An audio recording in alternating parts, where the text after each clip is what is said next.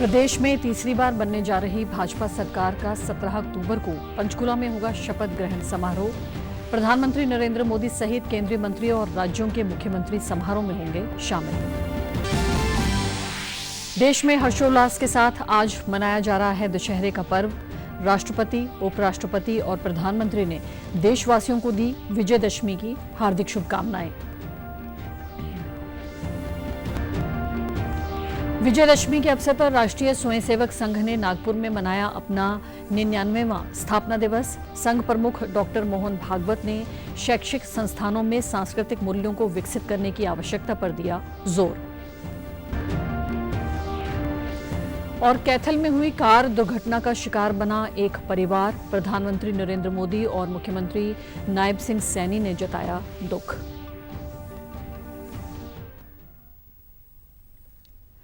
नमस्कार, मैं भानुप्रिया। अब समाचार विस्तार से। हरियाणा विधानसभा चुनाव में भाजपा की जीत की हैट्रिक लगाने के बाद अब सरकार बनाने की बारी है। 17 अक्टूबर को पंचकुला में मुख्यमंत्री का शपथ ग्रहण समारोह होगा। कार्यक्रम में 50,000 से ज्यादा लोगों के शामिल होने की उम्मीद है। वहीं पीएम नरेंद्र मोदी, गृह मंत्री अमित शाह और राजनाथ सिंह समेत कई केंद्रीय मंत्रियों के समारोह में शामिल होने की खबर है। केंद्रीय मंत्री मनोहर लाल ने कहा कि 17 अक्टूबर को पंचकुला में मुख्यमंत्री और अन्य मंत्रियों का शपथ ग्रहण आयोजित होगा। देश को, प्रदेश को, सभी जन को बहुत बहुत शुभकामना और बधाई देता हूं। आज का दिन जो है बुराई पर अच्छाई की जीत। शपथ ग्रहण की तारीख टेंटेटिव क्या मोटे रूप से फाइनल है कि 17 तारीख को प्रधानमंत्री जी का नोट हमको मिल गया है, तो 17 तारीख को पंचकुला में और मुख्यमंत्री जी और अन्य जो मंत्रिमंडल के साथी हैं उन सब का शपथ ग्रहण समारोह। सरकार जब भी होती है, जब भी बनती है, तो उस समय ये सारी चीजें मुख्यमंत्री का अपना प्रेरोगेटिव होता है। मुख्यमंत्री अपनी टीम के साथ बैठ करके विचार करते हैं और आगे वो किस प्रकार की योजना बनाएंगे। जनहित में जनता की अपेक्षाएं होती हैं, तो जनता की अपेक्षाओं को पूरा करने के लिए बहुत चीजें ऐसी होती हैं जो पहले चल रही होती हैं, उनको पूर्ण करना। बहुत ऐसे नए संकल्प लिए जाते हैं, संकल्प पत्र भी जारी हुआ है। उसके अनुसार जब भी वो बैठ करके तय करेंगे अपने पहले मंत्रिमंडल की बैठक में, मुझे लगता है जरूर कोई ना कोई विचार वो आपको देंगे। कार्यवाहक मुख्यमंत्री नायब सिंह सैनी ने प्रदेशवासियों को विजयदशमी की हार्दिक शुभकामनाएं दी हैं। इस दौरान उन्होंने प्रदेश की प्रगति और लोगों के उज्जवल भविष्य की कामना की। कुरुक्षेत्र में आज मीडिया से बातचीत करते हुए उन्होंने शपथ ग्रहण समारोह की तारीख से जुड़ा संशय दूर करते हुए कहा कि 17 तारीख को शपथ ग्रहण होगा। इसमें पार्टी के शीर्ष नेतृत्व हिस्सा लेगा। कांग्रेस से लोगों का मोह भंग हो गया है। भाजपा में लोगों ने अपना विश्वास जताया है। हम जो कहते हैं वो करते हैं। मैं इस महापर्व की हरियाणा प्रदेशवासियों को बहुत बहुत बधाई और शुभकामनाएं देता हूं और पूरे प्रदेश के लोगों के उज्जवल भविष्य की, स्वस्थ रहें और ये हरियाणा हमारा मजबूती से आगे बढ़ता रहे, ऐसी मैं परमपिता परमात्मा भगवान श्री राम से प्रार्थना करता हूं और सभी को विजयदशमी पर्व की बहुत बहुत बधाई और शुभकामनाएं देता हूँ। माननीय प्रधानमंत्री जी और हमारे सभी उच्च लीडरशिप उसमें रहने वाली है और 17 तारीख को हरियाणा में शपथ ग्रहण समारोह होगा। हमारे जो ऑब्जर्वर हैं वो ऑब्जर्वर आएंगे, ऑब्जर्वर विधायकों से बातचीत करेंगे और बातचीत के बाद जो भी विधायकों का निर्णय होगा वो सर्वोपरि। भाजपा प्रदेश अध्यक्ष मोहनलाल बड़ौली ने आज एक प्रेस वार्ता कर कहा कि हरियाणा में तीसरी बार भाजपा की सरकार बनने जा रही है, जिसका शपथ ग्रहण समारोह 17 अक्टूबर को पंचकुला में रखा गया है। उन्होंने बताया कि परेड ग्राउंड में सुबह 11 बजे शपथ ग्रहण समारोह में आम से लेकर खास तक सबको निमंत्रण दिया गया है। देश के लोकप्रिय प्रधानमंत्री नरेंद्र मोदी जी का हमें समय मिला है, जो हरियाणा प्रदेश में तीसरी बार भारतीय जनता पार्टी की स्पष्ट बहुमत की सरकार प्रधानमंत्री नरेंद्र मोदी जी के मार्गदर्शन में बनी है। उस तीसरी बार की जो सरकार भारतीय जनता पार्टी की बनेगी, उसके शपथ समारोह का जो समय लोकप्रिय प्रधानमंत्री नरेंद्र मोदी जी ने और हमारे राष्ट्रीय अध्यक्ष जगत प्रकाश नड्डा जी ने जो संगठन और सरकार के तमाम सभी राष्ट्रीय नेता और सभी मुख्यमंत्री इस शपथ ग्रहण समारोह में हम सबको निमंत्रण दिया है और 17 तारीख को पंचकुला जो परेड ग्राउंड है वहाँ पर इसका स्थान निश्चित हुआ है। तो 17 तारीख को पंचकुला में शपथ ग्रहण समारोह का कार्यक्रम रहेगा। मंत्रिमंडल गठन के प्रश्न पर उन्होंने कहा कि पार्लियामेंट बोर्ड की बैठक के बाद ही ये तय होगा। वहीं रात को मुख्यमंत्री आवास में संगठन की एक महत्वपूर्ण बैठक भी होने जा रही है। उन्होंने तीसरी बार भाजपा के पक्ष में जनादेश देने के लिए जनता का आभार जताया। उन्होंने कहा कि 2024 के संकल्प पत्र को सरकार एक लक्ष्य के रूप में लेकर हर वादे को पूरा करेगी। कांग्रेस पार्टी का 10 वर्ष का राजनीतिक वनवास हुआ था। अगला जनादेश आएगा तो भाजपा कांग्रेस पार्टी को 5 वर्ष का और वनवास देने का काम करेगी। हरियाणा की जनता ने जवाब दिया है और जो काफी दिनों से सड़कों पर घूमकर हिसाब मांगने का काम किया था और मैंने पहली बाइट में आप सबके सामने कहा था कि जो कांग्रेस हिसाब मांग रही है उसका जवाब जनता देगी, वोट के रूप में देगी। वो जनता ने उसका जवाब दिया। जनता ने जवाब 2014 में भी दिया था, जनता ने 2019 में दिया था और 2024 में जनता ने उसका जवाब दिया है कि जो झूठ की बूटी कांग्रेस पिलाने का प्रयास कर रही थी, जनता ने उसको नकारना है। उधर पंचकुला के सेक्टर 5 स्थित परेड ग्राउंड में होने वाले शपथ ग्रहण समारोह की तैयारियां की जा रही हैं। इस बारे में अधिक जानकारी देते हुए पूर्व सांसद और शपथ ग्रहण समारोह के प्रभारी संजय भाटिया ने बताया कि शपथ ग्रहण समारोह में प्रधानमंत्री नरेंद्र मोदी समेत कई राज्यों के मुख्यमंत्री और भाजपा के वरिष्ठ नेता व प्रदेश कार्यकर्ता भी शिरकत करेंगे। पूरे हरियाणा में हर कोने से भारतीय जनता पार्टी को प्यार करने वाले उनके वेल विशर और हमारे कार्यकर्ता प्रबुद्ध जन संत जन यहाँ पर आए, वो व्यवस्था थोड़ी स्मूथ रहे, उसके लिए हम चर्चा करने के लिए बैठे थे। माननीय प्रधानमंत्री दुनिया के सर्वश्रेष्ठ नेताओं में से एक हैं और हम सबके बहुत ही प्यारे हैं, सबके दिलों पे वास करते हैं। ऐसे हमारे देश के प्रधानमंत्री माननीय नरेंद्र मोदी यहाँ आ रहे हैं और अन्य प्रदेशों के मुख्यमंत्री भी यहाँ पर आएंगे, कुछ केंद्रीय मंत्री भी आएंगे। तो मुझे लगता है कि ऐतिहासिक पल है ये हरियाणा के लिए और खुशियों ही हैं चारों तरफ। नहीं, ये तो वो लोग बोले जिन्होंने डबल इंजन की सरकार पे कटाक्ष किया है, जिन्होंने कांग्रेस पार्टी को एक ही परिवार की पार्टी बना दिया, पिता पुत्र की पार्टी बना दिया, सारी अपनी पार्टी को हाशिए पे ले गए, जो उपहास करते थे। ऐसे नेता के लिए जिसने इस हिंदुस्तान को दुनिया के ताकतवर देशों में नाम शुमार किया। देश भर में आज दशहरे का पर्व हर्षोल्लास के साथ मनाया जा रहा है। राष्ट्रपति द्रौपदी मुर्मू ने देशवासियों को विजयदशमी की शुभकामनाएं दी हैं। उन्होंने कहा कि ये अन्याय पर न्याय की जीत का पर्व है। उपराष्ट्रपति जगदीप धनखड़ ने देशवासियों को विजयदशमी की शुभकामनाएं देते हुए कहा कि ये पर्व बुराई पर अच्छाई की जीत का संदेश देता है। उन्होंने सभी से बुराइयों को नष्ट करने का संकल्प लेने का आह्वान किया। प्रधानमंत्री नरेंद्र मोदी ने भी लोगों को विजयदशमी की शुभकामनाएं दी हैं। सोशल मीडिया पर उन्होंने लिखा कि पीएम मोदी की कामना है कि मां दुर्गा और भगवान श्री राम के आशीर्वाद से लोग जीवन के हर क्षेत्र में विजय प्राप्त करेंगे। उधर राज्यपाल बंडारू दत्तात्रेय ने दशहरे के शुभ अवसर पर देश प्रदेश के लोगों को अपनी हार्दिक बधाई और शुभकामनाएं दी हैं। अपने संदेश में उन्होंने कहा कि बुराई पर अच्छाई की जीत का प्रतीक दशहरा एक ऐसा त्योहार है जो धार्मिकता, साहस और अखंडता के मूल्यों को मजबूत करता है। राज्यपाल ने कहा कि दशहरा इस बात की याद दिलाता है कि सत्य और न्याय की हमेशा जीत होती है।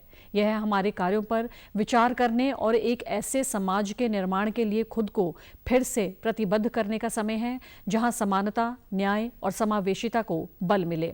राज्यपाल ने भेदभाव, असमानता और सामाजिक अन्याय की बुराइयों को खत्म करने का प्रयास करने और एक सामंजस्यपूर्ण और समृद्ध हरियाणा की दिशा में सामूहिक रूप से काम करने को कहा।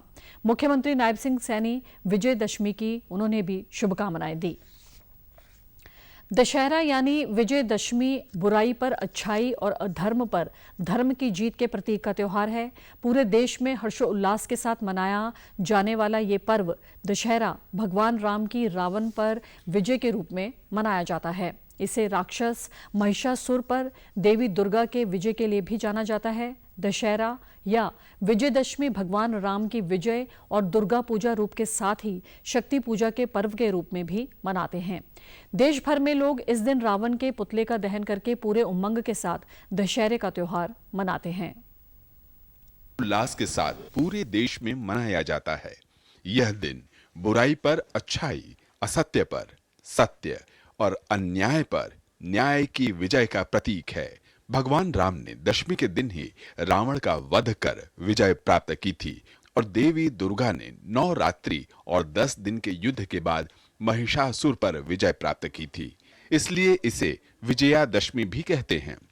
इसके प्रतीक के तौर पर देश के अलग अलग हिस्सों में रावण दहन का कार्यक्रम पारंपरिक आस्था और विश्वास के साथ संपन्न होता है। दशहरे की शाम रावण, मेघनाद और कुंभकर्ण के पुतलों का दहन किया जाता है। इस समय दशहरे की धूमधाम और उमंग चरम पर होती है। कहीं शस्त्र पूजा तो कहीं भव्य शाही जुलूस की रौनक होती है। अश्विन मास के शुक्ल पक्ष की दशमी तिथि को हर वर्ष दशहरा या विजयादशमी का त्योहार मनाया जाता है।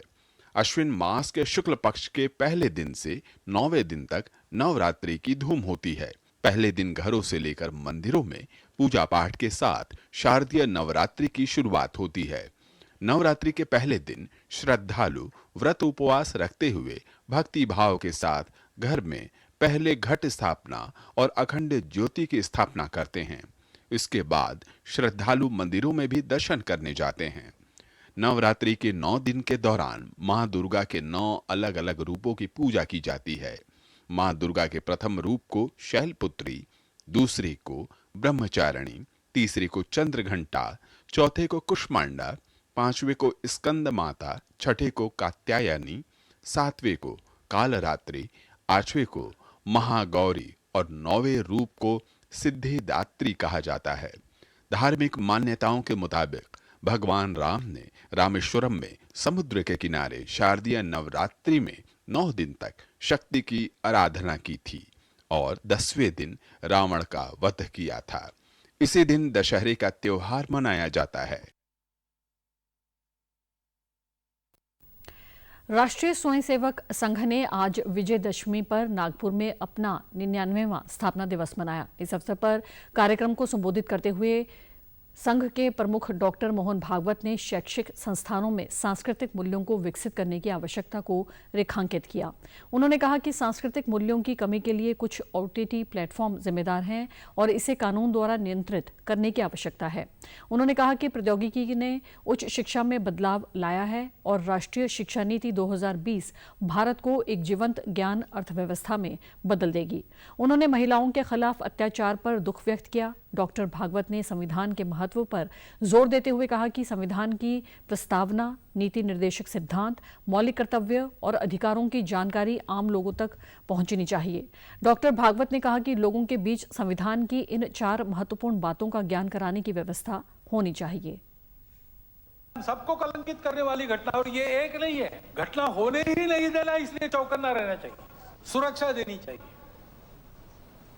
परंतु होने के बाद भी वहां जिस प्रकार से टालमटाल का प्रयास हुआ, अपराधियों को संरक्षण देने का प्रयास हुआ, जो अपसंस्कृति फैली है उसके साथ अपराध और राजनीति का जो गठबंधन हो गया है, उसके ये परिणाम है। बांग्लादेश में क्या हुआ, उसके कुछ तात्कालिक कारण और पहलू है, ये बात ठीक है, लेकिन इतना बड़ा उत्पात तो उससे नहीं होता कि उस उत्पात के कारण वहां के हिंदू समाज पर जो अत्याचार बार बार होते हैं, उस परंपरा को फिर से दोहराया गया।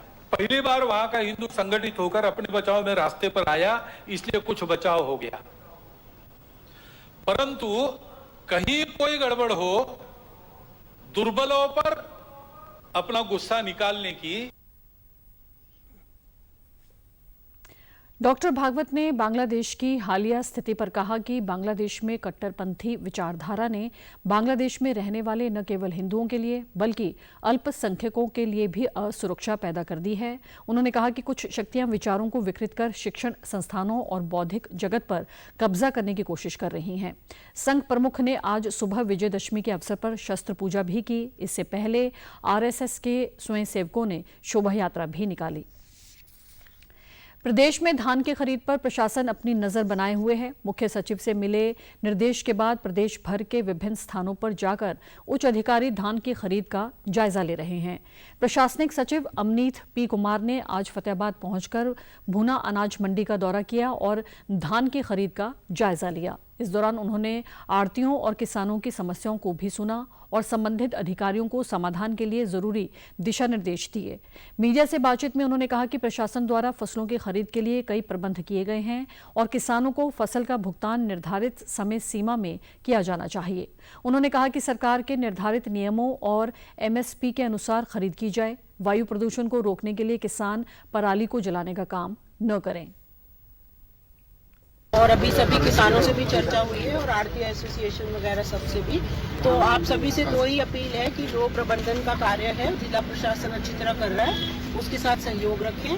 किसानों के लिए सही तरीके से सरकार ने जो व्यवस्था की है और माननीय मुख्यमंत्री जी के और मुख्य सचिव जी के भी यही निर्देश है कि जो एमएसपी दिया जा रहा है उसको सही तरीके से लागू किया जाए। दूसरा जो स्टबल बर्निंग है, आप मीडिया बंधुगण के तरफ से मेरे किसानों को भी और सबको ये अनुरोध है कि मीडिया जो स्टबल बर्निंग है उसको जो है प्रतिबंध करना है और किसानों को अनुरोध है कि भाई स्टबल ना बर्न करें, उससे वायु प्रदूषण भी होता है और अन्य हानिकारक चीज़ें पैदा होती हैं। आशा करती हूँ कि आपके सहयोग से ये वाला सीजन भी जो है वो ठीक तरीके से सभी व्यवस्थाएं जिला प्रशासन अच्छी तरह से कर।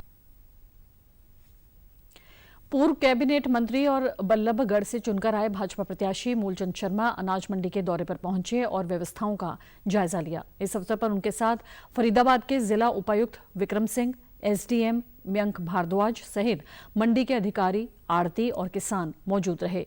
किसानों की समस्याओं को सुनते हुए मूलचंद शर्मा ने कहा कि ये किसान हितैषी सरकार है, किसी को कोई परेशानी नहीं आने दी जाएगी और धान का एक एक दाना खरीदा जाएगा। कि पैड़ी आ चुकी है और उसमें क्या है कि जो परचेज में कोई देरी ना हो, किसान परेशान ना हो और किसानों के समझ में सरकार है।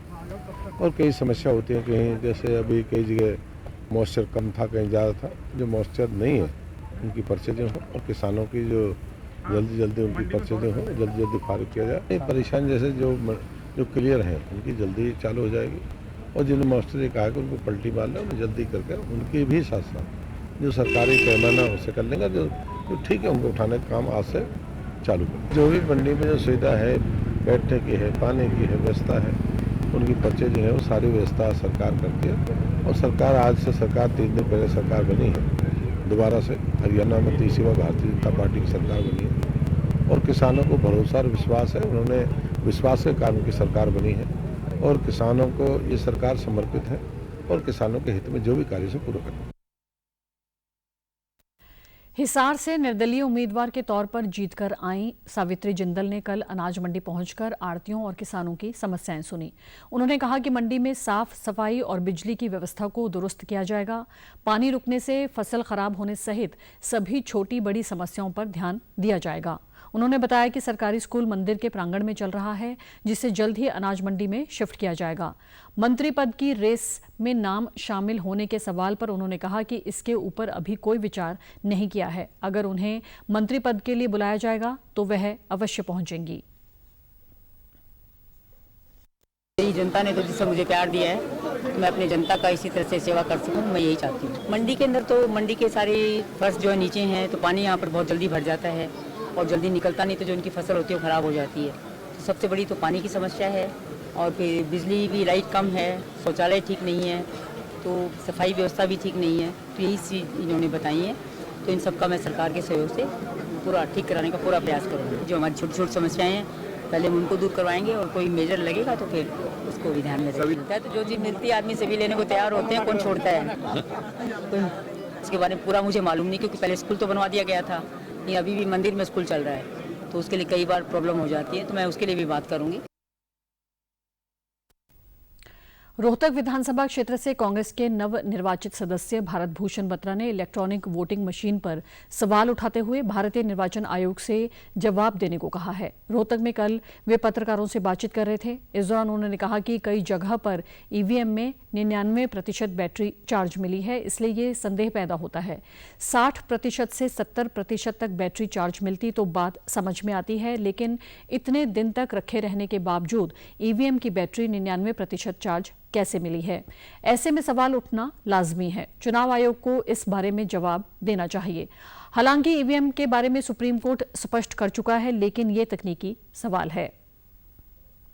उसमें बैटरी पाई गई तो इस बात के लिए एक संदेह उत्पन्न होता है कि इतने दिन से ईवीएम आई हुई है, यहाँ पर किसी में 60% मिले, 70% मिले, 65% मिले तो ठीक बात है, पर 99% बैटरी का अलाइव होना ये आप भी समझ सकते हैं। आप भी अपना मोबाइल चलाते हैं, सब कुछ करते हैं, मोबाइल ना भी इस्तेमाल हो, पड़ा रहा है तब भी बैटरी कंज्यूम होती है, करते हैं उसमें। तो ईवीएम का ये एक वैलिड सवाल है, इसका इलेक्शन कमीशन को जवाब देना चाहिए, ना कि इलेक्शन कमीशन को इस बात के लिए थोड़ा सा कड़वाहट एक्सप्रेस करनी चाहिए कि ये सवाल क्यों कर रहे हैं। प्रजातंत्र है, स्पष्टीकरण मांगना प्रत्येक का हक है। How the battery is operating eight 99%? How the battery is operating? आपका मोबाइल फोन 4 दिन से आपके पास है, क्या पूरा 100% रहेगा? वहीं बीबी बत्रा ने कांग्रेस पार्टी की हार पर कहा कि प्रजातंत्र में लोगों ने जो भी फैसला दिया है वह स्वीकार है। तीसरी बार चुनकर आने के लिए उन्होंने रोहतक की जनता का धन्यवाद दिया और कहा कि वे जनता की उम्मीदों पर खरा उतरने का प्रयास करेंगे। वे चंडीगढ़ जाकर मुख्यमंत्री से मुलाकात कर रोहतक के विकास के लिए बेहतर पैकेज की मांग करेंगे। कैथल जिला से आज एक हादसे की खबर सामने आई है। पुंडरी कस्बा के गांव डीग से एक ही परिवार के सदस्य कार में सवार होकर दशहरे पर पूजा अर्चना करने के लिए निकले थे कि पुंडरी कैथल के बीच कार अपना संतुलन खो बैठी और नहर में जा गिरी। कार को नहर में गिरता देखा तो आसपास के लोगों ने शोर मचाया और पुलिस को खबर दी। लोगों और पुलिस के प्रयासों से कार को नहर से बाहर निकाला गया। कार चला रहे युवक को छोड़कर अन्य लोगों की हादसे में मृत्यु हो गई। एक लड़की का शव कई प्रयासों के बाद भी नहीं ढूंढा जा सका। पुंडरी थाना प्रभारी बलबीर सिंह ने बताया कि कार चालक को घायल अवस्था में बाहर निकाला गया, जबकि 3 महिलाओं और 4 लड़कियों के शव मिले हैं। एक लड़के का शव अभी तक नहीं मिला। घायल को अस्पताल ले जाया गया है और पुलिस घटना की जांच कर रही है। उसको हमने रस्साबंद आगे बाहर खिंचवा लिया। उसमें से हमारे को 8 मेंबर मिले हैं, जिनमें 7 लेडीज हैं, बच्चे लड़की उसमें, और एक जो चला रहा था ड्राइवर वो जेंट्स है। कौन सी गाड़ी? अल्टो कार है। हमने जी सिविल अस्पताल में एम्बुलेंस बुला के और अपनी ERV की इमदाद से एम्बुलेंस से सिविल अस्पताल वहां पहुंचा दिया, और जो चालक था उसकी स्थिति हमें कुछ और तरह की लग रही थी, उसको पुंडरी CHC में दे दिया है। अभी पता लगी इतनी है। जो चालक था इसमें अभी वो उसी कंडीशन पे फिलहाल वैसे सीरियस तो है, लेकिन उम्मीद है कि बचेगा। 8 और 9 के करीब सदस्य थे, बच्चे भी थे, तो उनमें 7 सदस्य मिल गए हैं। एक बच्चे की मिसिंग बता रहे हैं और उसके प्रयास हैं, गोताखोर बुला लिए गए हैं, बच्चे की तलाश की जा रही है। पुंडरी थाने में पड़ता गाँव डीग, तो वहां से आए हैं और अभी इनके पता नहीं चला कि जाना कहाँ था इन्होंने। गुना तो गाड़ी को अंदर से निकाल लिया नहर के अंदर से, तो अभी बच्चा है, उसकी तलाश जारी है। कितने सवार थे? और 9 के बीच बता रहे, बयान लेके उसके बाद ही क्लियर होगा कि 8 थे या 9 थे। लोगों ने बताया कि ये परिवार दशहरे के दिन गांव घूना में पूजा अर्चना करने के लिए जा रहा था और रास्ते में ये दुखद हादसा हो गया, जिससे पूरे इलाके में शोक की लहर है। कैथल में आज हुई कार दुर्घटना में एक ही परिवार के लोगों की मृत्यु पर प्रधानमंत्री नरेंद्र मोदी ने शोक व्यक्त किया है। एक्स प्लेटफॉर्म पर ट्वीट कर उन्होंने कहा कि शोकाकुल परिवार के साथ मेरी गहरी संवेदनाएं हैं। ईश्वर उन्हें इस पीड़ा को सहन करने की शक्ति दे। स्थानीय प्रशासन हर संभव मदद में जुटा है। उधर कार्यवाहक मुख्यमंत्री नायब सिंह सैनी ने भी कार हादसे को हृदय विदारक बताते हुए अपनी संवेदनाएं प्रकट की।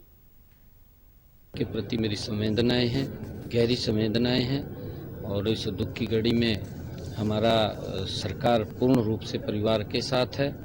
और परमपिता परमात्मा से मैं यही प्रार्थना करूंगा कि उन दिवंगत आत्माओं को अपने श्री चरणों में स्थान दे।